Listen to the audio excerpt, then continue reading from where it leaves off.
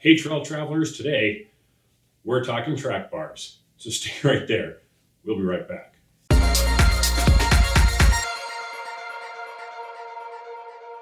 Well, what is a track bar? Do you need an adjustable one? And what benefit does it serve? So we'll get into that in this video.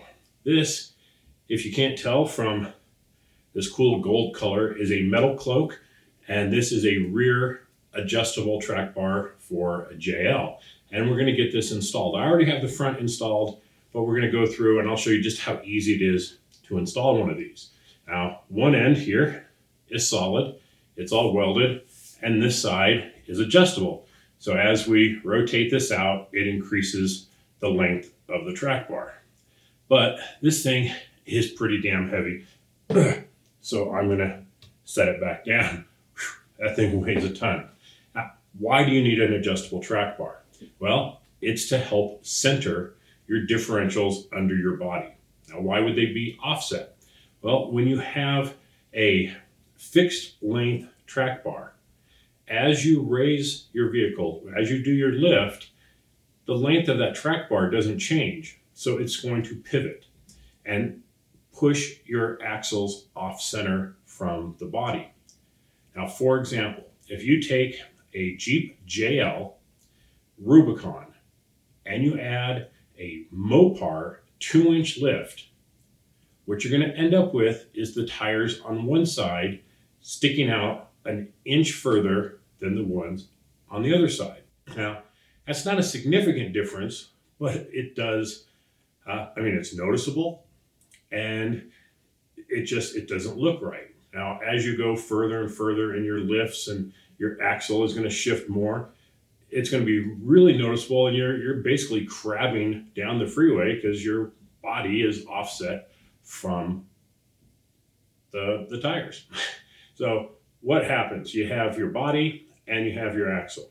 So as you lift, the length of that track bar doesn't change, so the only thing it can do is pivot the axles out.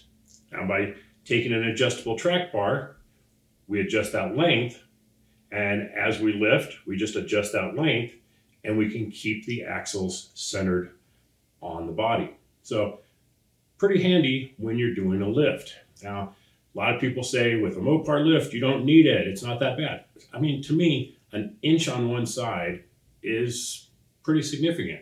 So on my JL, my tires stick out about a ½ inch on one side and about an inch and a half on the other.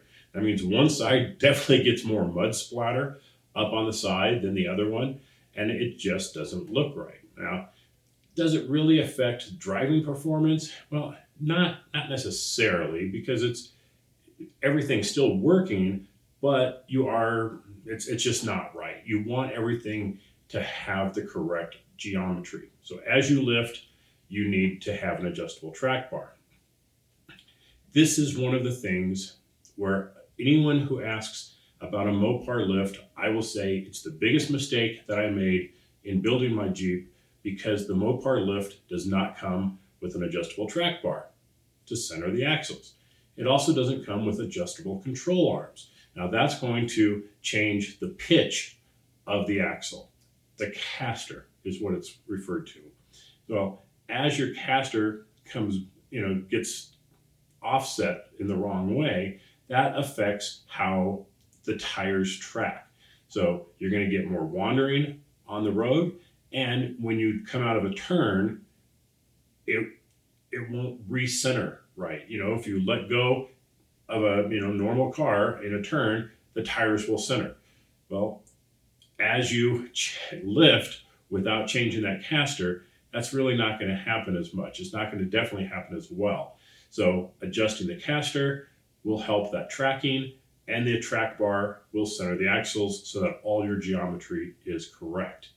Now, how easy is it, or how difficult is it to install an adjustable track bar? That's pretty damn easy, actually. As you saw, there's only 2 ends to this, which means there's only 2 bolts. Now, on the front,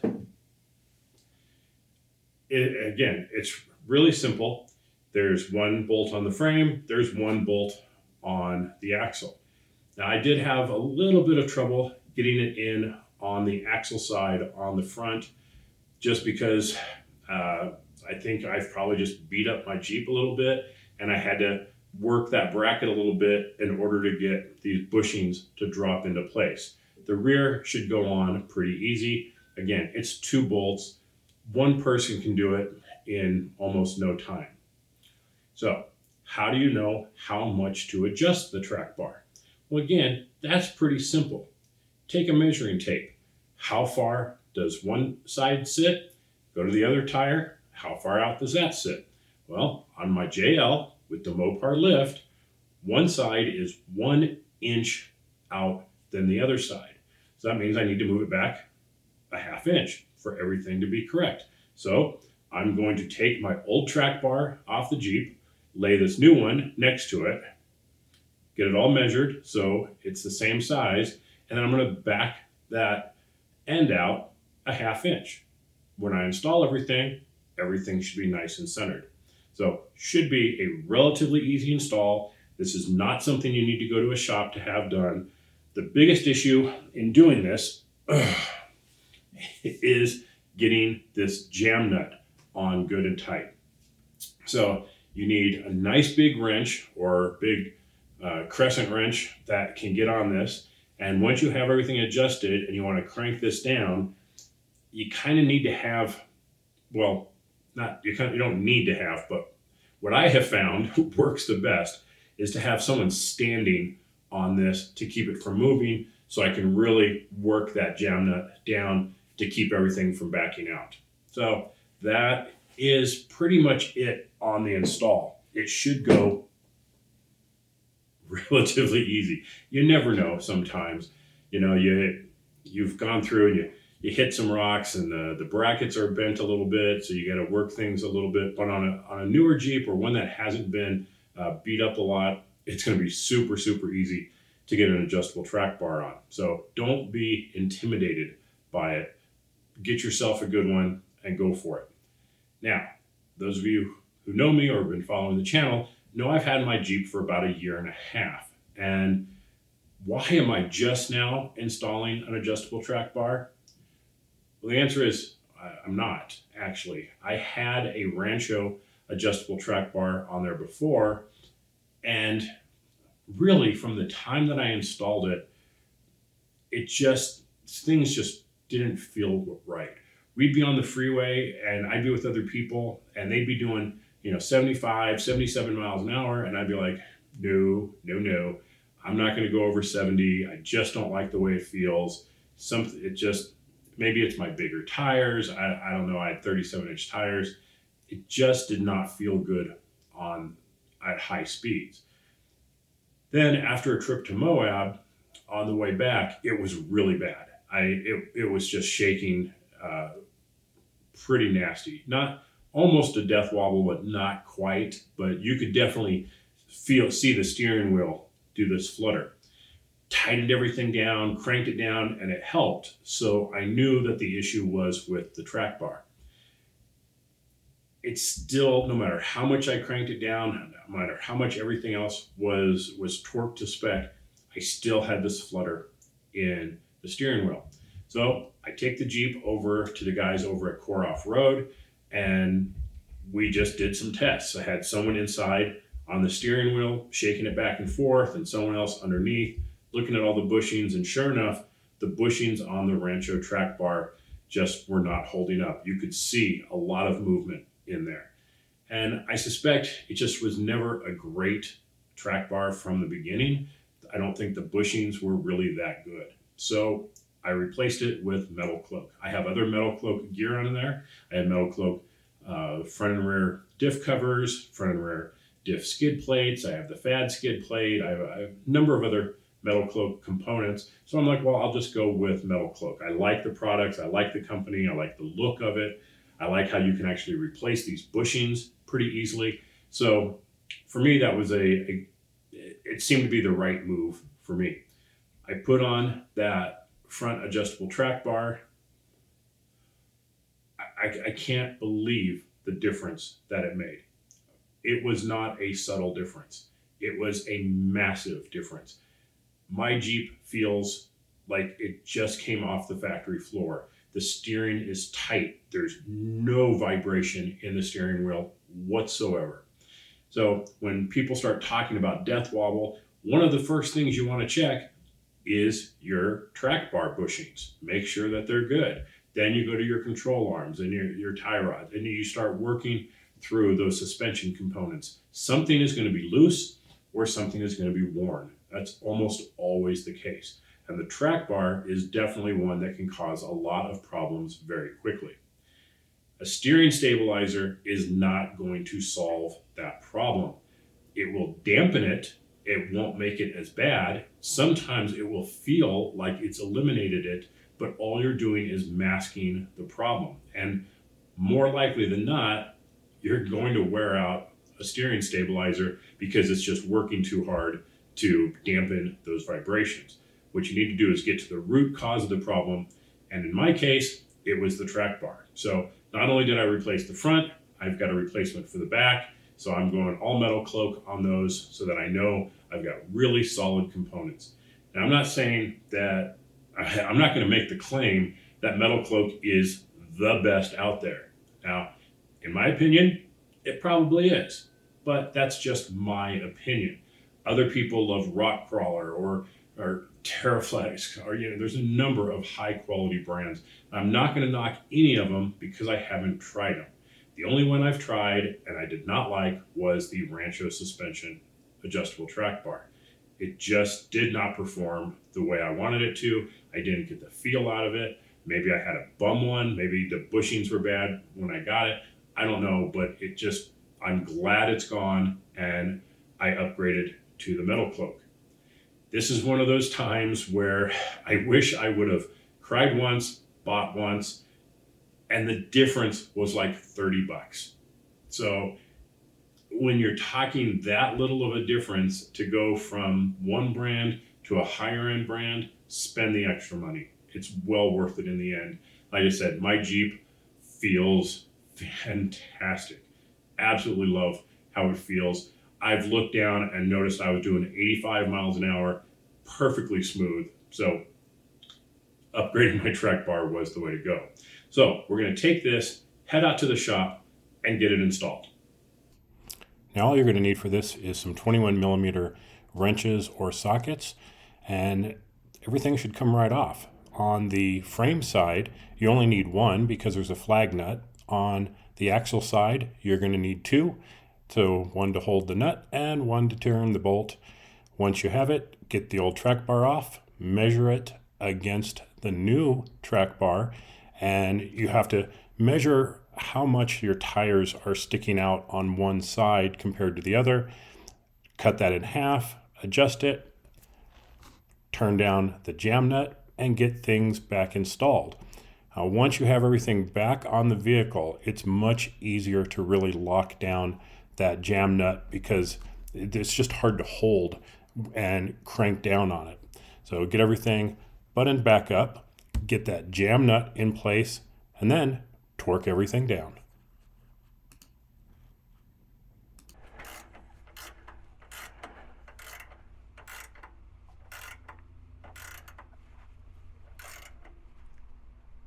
Okay, well, that was fairly easy. I just need to torque them. That was certainly one of the easiest installs I've done so far. The rear track bar came off super simple. New one went on really quick. It was not a big deal at all. The front one, the axle side was super easy, but the frame side was a pain. And I think it's because I had managed to bend the mounting bracket off-roading, and it just took some effort with a crowbar to kind of move it out so I could drop the bushing in place. But other than that, it went together really quick. Now, is there a difference?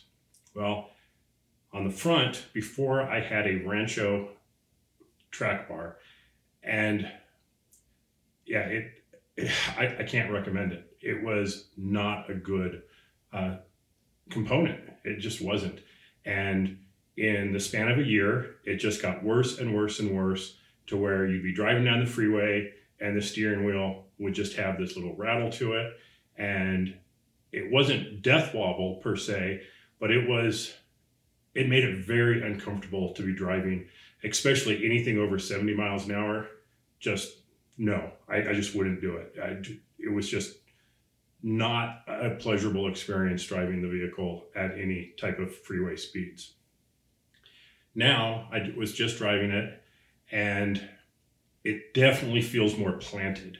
When I'm doing big turns on the freeway and stuff, I just don't feel as much body roll. It just feels like it's stuck to the ground a little bit better, and there is no vibration, zero vibration in the steering. It is rock solid. It feels nice and firm.